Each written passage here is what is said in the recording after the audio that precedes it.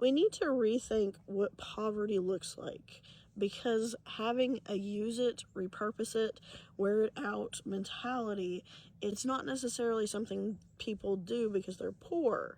It's something people can do so that they're never dependent on corporations again. There's a stigma attached to the old ways of life and living in Appalachia. But if you look at history, a lot of the things that our grandparents, our great great grandparents did, they're labeled as poverty. Growing your own food, saving seeds, wearing clothes until they wear out and have holes, fixing things instead of replacing them. We live in a society that's very consumeristic and we just go out and buy whatever we need. For decades, people have looked at those habits as signs of people being poor.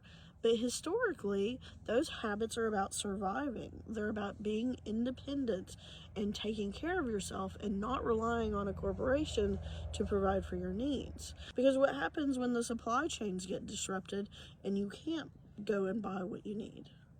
In the 1700s, people came to Appalachia for independence, for new opportunities. By the late 1800s, early 1900s, families couldn't depend on outside markets to take care of them. Mines could close, railroads could change routes.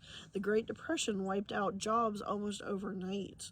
So people in the mountains built systems to keep them completely independent from an outside economy. Gardens are one example. In old world Appalachia, behind a lot of homes, you would find large food gardens because growing your own food back then meant you could survive even if you didn't have any money.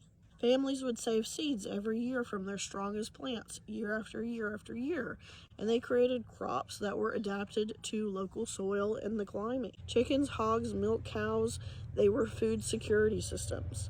Having chickens meant eggs every day. Having a hog meant that you could raise it, slaughter it around wintertime, and have food for the year.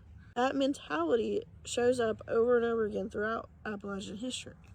Clothes were patched instead of thrown away. Tools were repaired. Flour sacks were turned into dresses. Glass jars were used and reused for canning. During the Great Depression, these habits helped many Americans survive. Maybe the old Appalachian mentality of use it up, wear it out, make do, do without, it's not necessarily about poverty. It's about something that's a lot more powerful, which is not being dependent on outside systems to take care of you. You never know what's going to happen in the world, so becoming completely dependent on systems that you can't control means a lot of uncertainty when those systems fail.